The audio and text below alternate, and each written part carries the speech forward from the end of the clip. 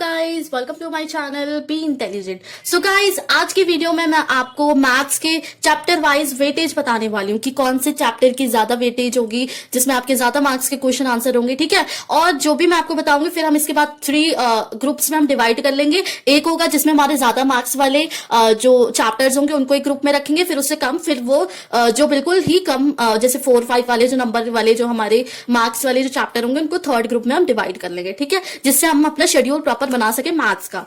ठीक है, तो मैथ्स में हमारे स्टैंडर्ड और बेसिक दोनों के लिए ही इक्वल है वेटेज। ठीक है, और स्टैंडर्ड को मैथ्स में एनसीईआरटी सबसे इंपॉर्टेंट होती है दोनों के लिए, बेसिक और हमारे स्टैंडर्ड के लिए, दोनों के लिए। ठीक है, तो आप एनसीईआरटी को जितनी अच्छी तरीके से कर लोगे दैट्स बेस्ट फॉर यू, है ना। एनसीईआरटी को अच्छी तरीके से कर लो, then you solve sample papers, you solve any kind of papers. ठीक है, आप कोई भी काइंड के पेपर्स आप सॉल्व कीजिए जिससे आपके डाउट्स भी क्लियर होंगे और आपको पता लगेगा कि आपको कितना आता है। एनालाइज करो, आपकी जो जो गलतियां होती है ना उसको एनालाइज भी करा करो साथ के साथ। ठीक है, तो हमारा पहले कौन सा चैप्टर है टेंथ का मैथ्स में एनसीईआरटी में, कौन सा फर्स्ट चैप्टर है?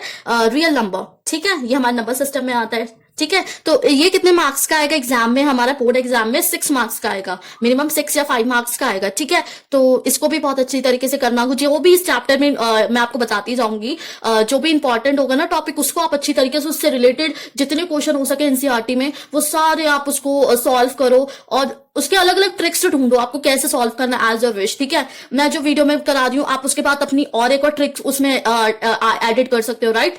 ठीक है, फिर हमारा पॉलिनोमियल में 7 मार्क्स के आएंगे क्वेश्चंस जो होंगे ना, 7 मार्क्स के होंगे। जो भी टोटल पूरे क्वेश्चन पेपर में 7 मार्क्स के क्वेश्चंस होंगे। ठीक है, हमारे पेयर ऑफ लीनियर इक्वेशन में भी 7 मार्क्स के होंगे, मतलब 2 मार्क्स के हमारे एमसीक्यू में हो गए, है ना, और हमारे 4 मार्क्स के शॉर्ट में आ गए। ठीक है, तो ऐसे ऐसे करके डिवाइड कर देंगे, टोटल 7 मार्क्स के आएंगे।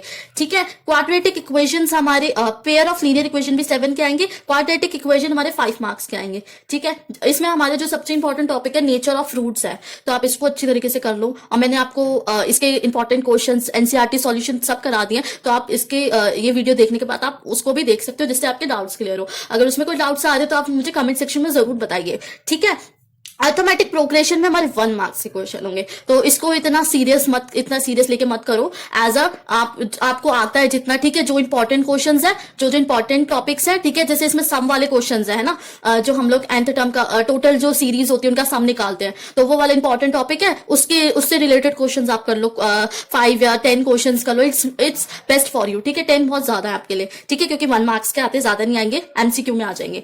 ठीक है, ट्राइंगल्स हमारा 8 मार्क्स का, दैट इज इंपॉर्टेंट। ठीक है, मैं यही आपको चैप्टर अभी करा रही हूँ, इसलिए करा रही हूँ क्योंकि बहुत इंपॉर्टेंट चैप्टर है, टीचर का फेवरेट चैप्टर होता है ट्राइंगल, है ना। तो मैं पाइथागोरस थ्योरम, बीपीटी थ्योरम और हमारे क्राइटेरिया ऑफ सिमिलैरिटी सब आपको डिटेल में करा रही हूँ। तब भी आपके कोई डाउट्स है तो प्लीज आप मुझे रिक्वेस्ट करिए, आप लोग मुझे कमेंट में पूछिए, राइट। ठीक है, कोऑर्डिनेट ज्योमेट्री में हमारे 7 मार्क्स के आएंगे, वही जो सेम इसमें हमारे एमसीक्यू में कुछ क्वेश्चंस डाल देंगे, है ना। 4 मार्क्स के हमारे शॉर्ट में आ जाएंगे, लॉन्ग में 5 मार्क्स के डाल देंगे, तो ऐसे हमारा डिवाइड होगा। ठीक है, टिग्नोमेट्री में इंट्रोडक्शन ऑफ टिग्नोमेट्री में हमारे 4 मार्क्स के आएंगे, तो इसमें बस आप वो लास्ट वाली एक्सरसाइज ना 8.4 तो आप उसको अच्छी तरीके से कर लो, उसी से ज्यादा क्वेश्चन आते हैं। ठीक है, तो वो 4 मार्क्स के आएंगे। Okay, some application of trigonometry से हमारे 8 मार्क्स के, दैट इज इंपॉर्टेंट। एप्लीकेशन होती है ना वो जिससे हमें पूरा बनाना पड़ता है, फिगर बनानी पड़ती है, फिर सोचना होता है कि 10 लगाना है कि हमें साइन लगाना है, तो ये भी बहुत इंपॉर्टेंट है। तो इसमें तो एक ही एक्सरसाइज है, आप इसको अच्छी तरीके से कर लो, बेस्ट फॉर यू, है ना। उससे रिलेटेड जो क्वेश्चंस आपको मिल रहे हैं उसको करते जाओ, है ना। और आपके स्कूल में जो भी आपके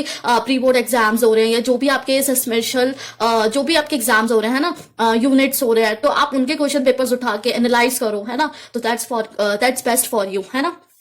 हमारे सर्कल चैप्टर में 4 मार्क्स के क्वेश्चन आंसर मतलब क्वेश्चंस आएंगे, सॉरी, है ना। क्वेश्चंस हमारे 4 मार्क्स के आएंगे। ठीक है, तो आप इसको भी अच्छी तरीके से करो। इसमें मिनिमम 2 एक्सरसाइज है, राइट। एक तो हमारी फिल इन द ब्लैंक्स वाली है और एक में बस कुछ क्वेश्चंस है जो थोड़े डिफिकल्ट है, बाकी सारे इजी है, राइट। ठीक है, हमारी कंस्ट्रक्शन में भी एक ही एक्सरसाइज है जो बहुत अच्छी तरीके से करनी है, बाकी तो हमारी रिड्यूस हो गया, तो ये हमारा 2 मार्क्स का आएगा। इसमें ज्यादा हमें फोकस नहीं करना, ठीक है, करना है बट इतना नहीं, मैं आपको बताऊंगी क्या क्या इजी ट्रिक्स है इसमें, है ना।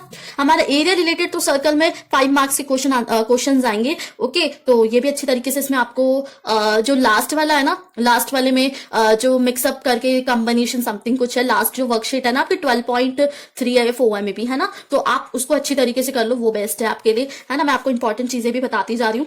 सरफेस एरिया एंड वॉल्यूम में आपके 5 मार्क्स के आएंगे, ये बहुत इंपॉर्टेंट है। इस चैप्टर के जितने भी क्वेश्चन आपके एग्जाम में आए ना, तो उनके साथ आप फिगर जरूर बनाइए, क्योंकि बहुत इंपॉर्टेंट होती है, ठीक है।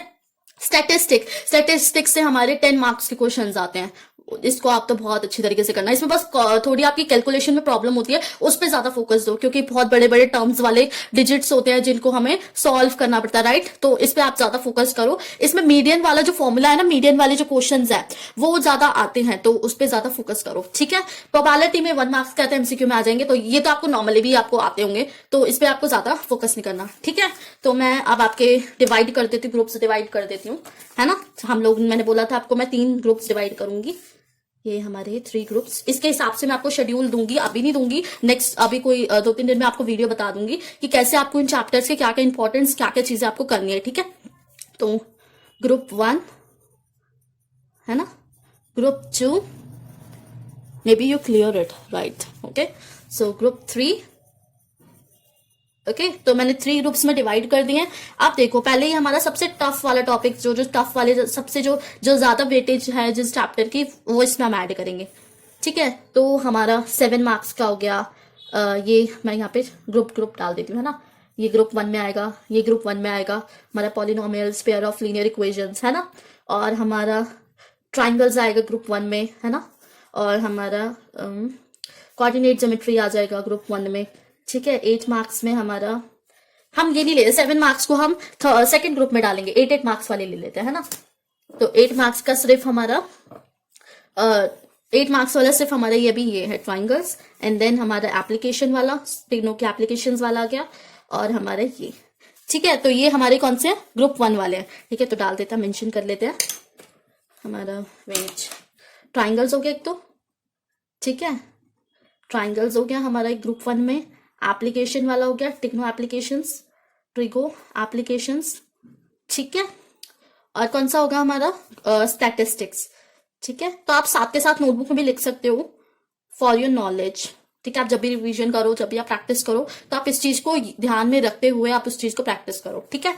और हमारा ग्रुप 2 में क्या क्या आएगा, ग्रुप 2 में 7 मार्क्स का ये हो गया, ओके।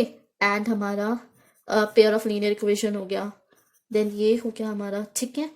सो ये हमारे कौन से ग्रुप में आ गए, एंड देन ये फर्स्ट वाला, ये हमारे ग्रुप 2 में आ गए। रियल नंबर, पॉलिनोमियल्स, और हमारा पेयर ऑफ लीनियर इक्वेशंस, ठीक है। और कौन सा हमारा कोऑर्डिनेट ज्योमेट्री, ठीक है। इसमें तो आपके वो डिस्टेंस फॉर्मूला, और हमारे एक और फॉर्मूला होता है सेक्शन फॉर्मूला, है ना, इसको बहुत अच्छी तरीके से करना होता है। तो ये हमारे कौन से इसमें, ये हमारे 4 चैप्टर्स हैं, ठीक है। इसमें हमारे 3 चैप्टर्स हैं, ठीक है। अब ग्रुप 3 में कौन कौन से आ रहे हैं, जो बाकी सारे बच्चे हैं 5 मार्क्स के, है ना, 1 मार्क्स के, 4 मार्क्स के, तो ये हमारे किस में आ जाएंगे, ग्रुप 3 में, ओके। तो ग्रुप 3 में हमारा फर्स्ट कौन सा आएगा, क्वाड्रेटिक इक्वेशन। इसमें तो हमारी मिनिमम 2 एक्सरसाइज है, और नेचर ऑफ रूट्स बहुत इंपॉर्टेंट है, मैं आपको साथ के साथ बता भी रही हूँ, ठीक है। सो ये हो गया हमारा। देन और कौन सा है हमारा, अर्थमेटिक प्रोग्रेशन, है ना, एपी हो गया हमारा एक चैप्टर। और हमारा ट्रिग्नोमेट्री, ट्रिगो, ठीक है। ट्रिगो हो गया हमारा सर्कल,